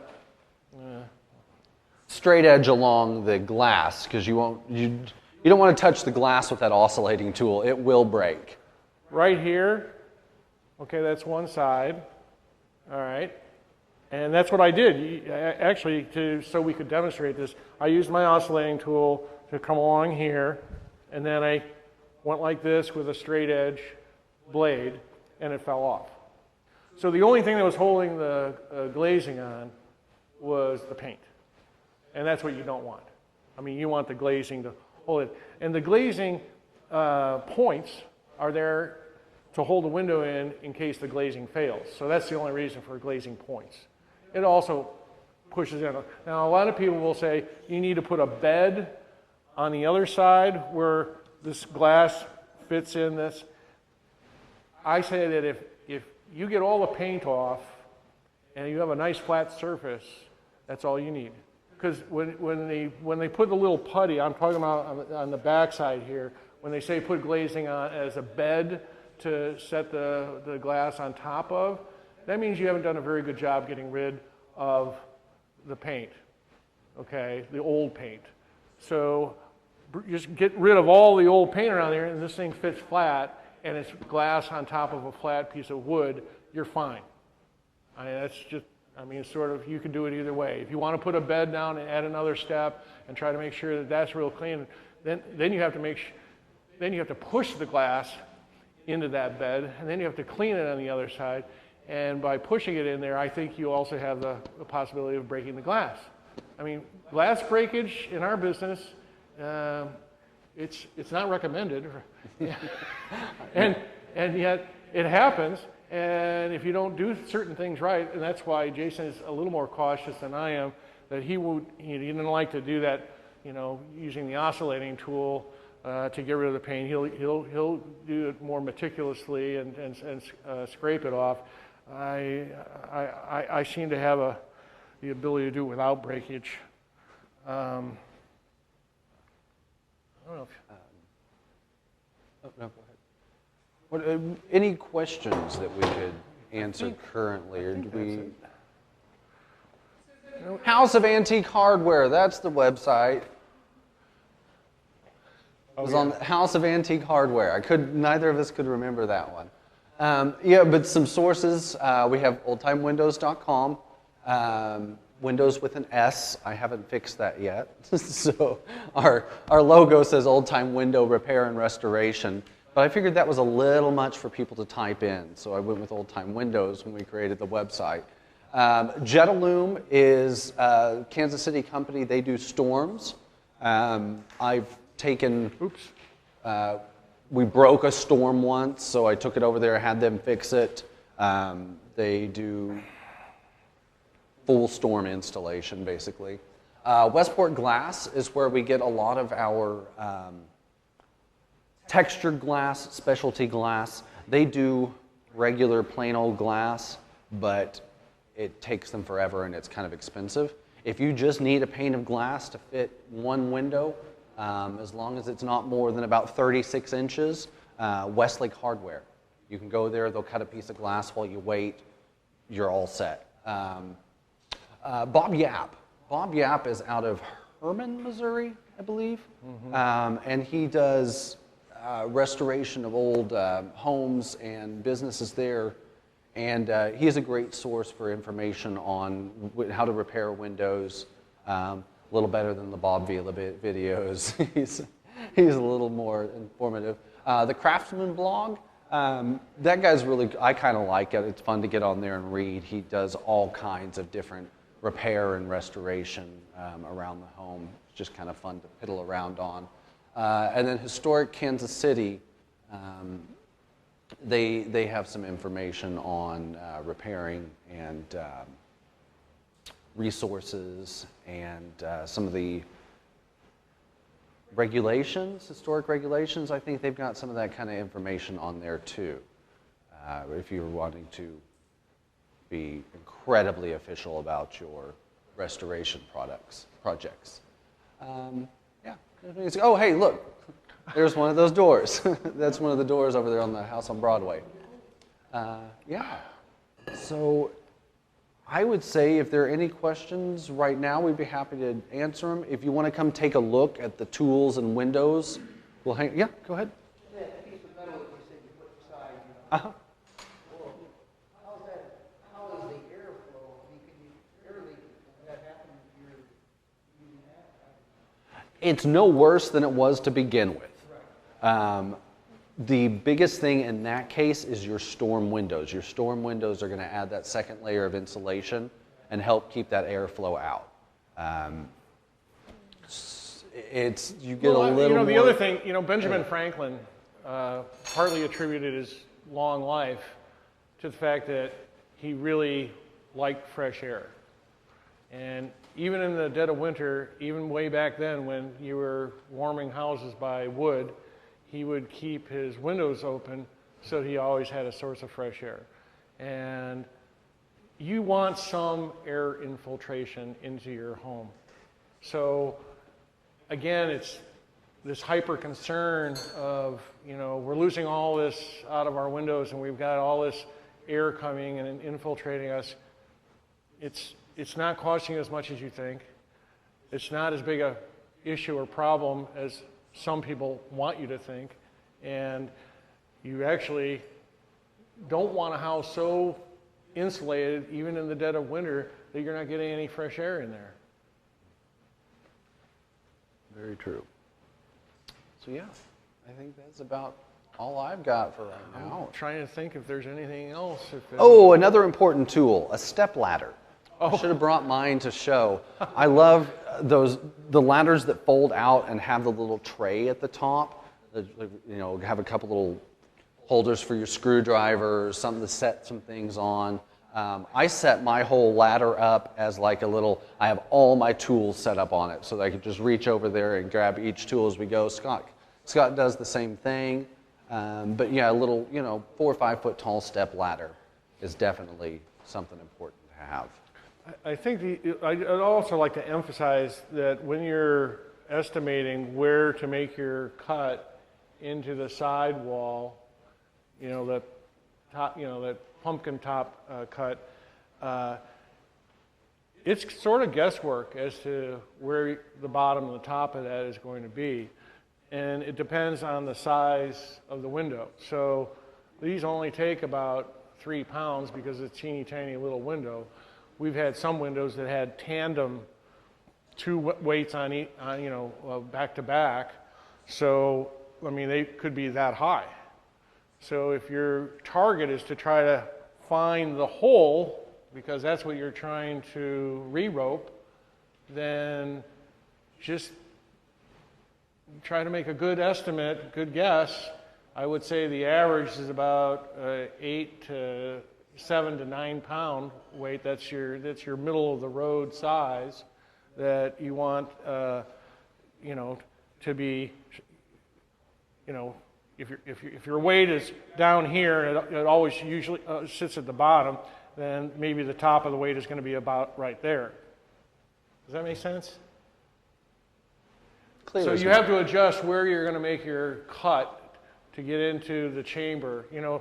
This thing has another part of the window right here, which is the chamber, and that's what you're cutting into to get access to the weights.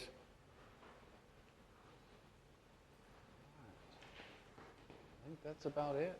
That's all I got. If you Yeah. want- When you make the cut, then, how's the repair done? When you put it back together, obviously you got what the cut was made, so what do you all do then? You fill it, repaint the window? Well, first off, we cut and we put a drill hole, with a drill, a small hole, and then a countersink. And then you use about a 1-inch self-tapping screw, and we screw that right back into the wall.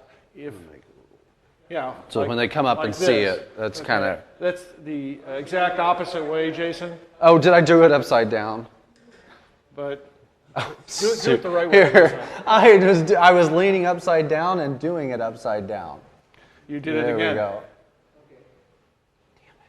Damn it. No, that's right. No, it's not. No, it's, Y'all, he bear really with does me. do it right when he does the job. And there we go. Sorry, I'm gonna have to come paint over our frame, and I'm gonna have to fix that. Anyhow, so you're cutting. You got me confused. This inside one. Okay. So this comes out, and then you have access, and then you screw it back in place once you've roped it, and then the glide, okay, covers the. This thing covers it all.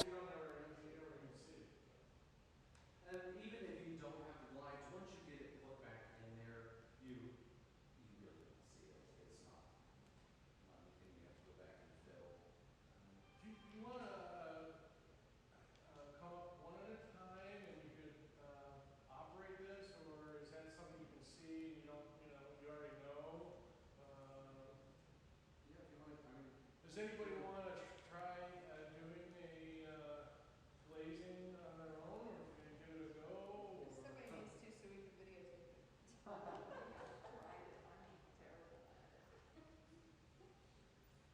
Have you, go ahead. How, and I know you can't answer this because it's so general, but is it real expensive to have you come out and do something like this in a? Us to come out and do something? Yeah. Well, real expensive is a very relative term, and everybody has their own description of that. And I would say, generally speaking, people feel like they hit the lottery when we come and do your windows, as opposed to replacement costs. And so, some people. Everybody's on a limited budget too.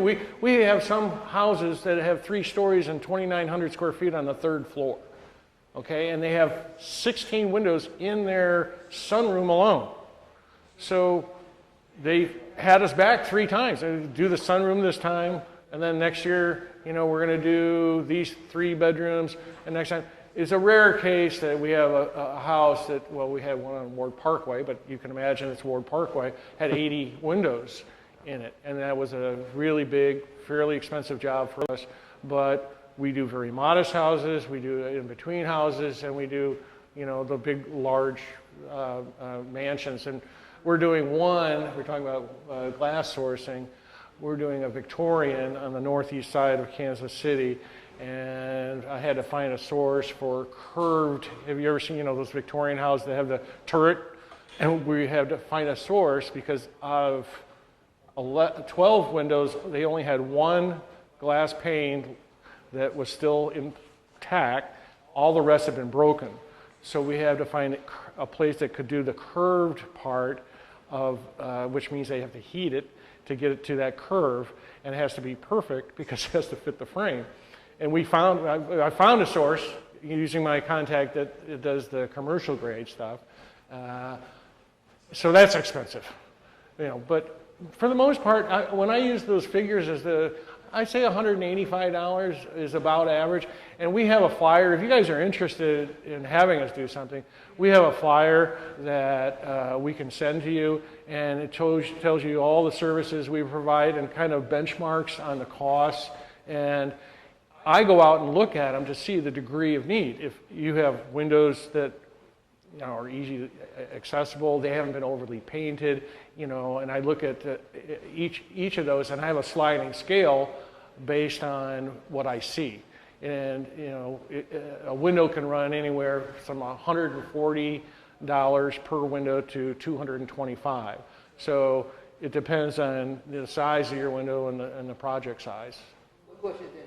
Do you come out and assess it and make a bid on it, or do you have, because you don't know necessarily what to get into, or do you? You're so right, and it's part. I've seen so many windows. I have an intuitive sense now. I don't know, Jason and I don't know whether you have pockets or not. When I'm looking at them, you have to tear it apart to even know.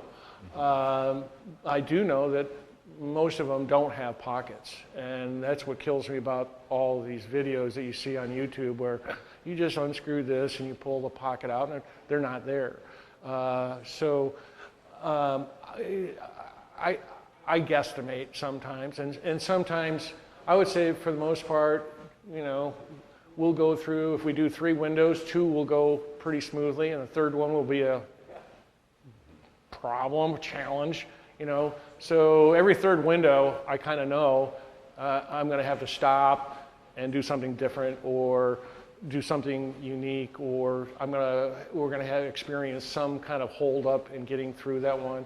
I had reconstruction. We do reconstruction of windows. I have, you know, windows in the shop with spare parts and spare windows, and we've got Jason and I both have constructed windows where the window wasn't even there, so we had to construct it. Or if some part of the window is failing, it's had too much damage done to it, it can't be saved anymore, supposedly, but I'll cannibalize old windows and take parts and then make it fit and make it, that window structurally sound again through you know, gluing it, cutting it to size and then gluing it, bracing it, and so we do that as well too. So that's another part of the services that we provide. When we're done, I mean, what was that house in Coleman Highlands? It was a domed top, and it had all kinds of cross pieces in it. And the only thing that I kept or saved was the dome part and the 2 sides. Everything else had to be redone because it was all wood rotted, and it had been unprotected for 100 years. We had that house where the tree fell in, and it had the same. Remember the Had one? the same curved, yeah, over there in Same Hyde problem. Park. Yeah. Anyhow, so we had to take that out and bring it into the shop and get it, you know, fixed. So, but it's always better, you know, like I said, aesthetically and environmentally and financially, to repair and keep your old windows. And it's actually they're easier to open and close too. So, and they'll last longer. But you can go onto our site too, and you can contact us, you know, through that. Mm-hmm. And And that flyer, the flyer that he was talking about, is on the website as well. is the flyer on the site? Yep. Jason did a website. I never had one. Thank God. Only took us 6 months or so. Scott, are you ever going to get that done? Yeah. Well, You've got other ones. What is your website? Is this not? Oh, old time, old, O-L-D, It's on your sheet. T-I-M-E, in your handout, the last Windows, second to last sheet. W-I-N-D-O-W-S. I think it's on there, isn't it? I think we may not have quite gotten the right handout. I'm not sure. It doesn't have that. It doesn't have it on here, I don't think. It doesn't have that on there. That's the only thing I have from you. Mm, Sorry. No. So what we'll do is we'll send those, if we get those again, we'll send those out to everybody that signed up. We can give us your email address, and then we'll also put those on our website. Yeah, that'll work. And we'll That's- just have a link on our city website back to Old Time Windows as well, so that you can easily find them. here, I basically gave you, and you asked me, remember you said what handouts, and I said, okay, and I sent it right back to you. That's okay. I don't think they need the financial numbers. I think the thing that they want the Here, I'll most tell you what, we can, are for now, probably, let's do this. can you get it here? There's those websites. Oh, yeah. They can just take it off of that too. Oh, well, we don't have to worry about that. Yeah. Yeah, I sent you, I'm sorry, maybe you got lost in cyberspace, but I sent you, and I even, you remember me saying, here it is, and it's just a portion, this is, You guys just kind of wrap the video up by saying thanks for being here today, and we appreciate you. Okay. Yeah, sure. Yeah, sorry about that. All right, yeah, so just to kind of wrap up, we'll be here for questions. Thanks for coming. We very much appreciate you guys being here. We enjoyed doing this for you. Thanks to the City of Excelsior Springs and all of our other sponsors for having us today. We appreciate it. Thank you very much. Okay.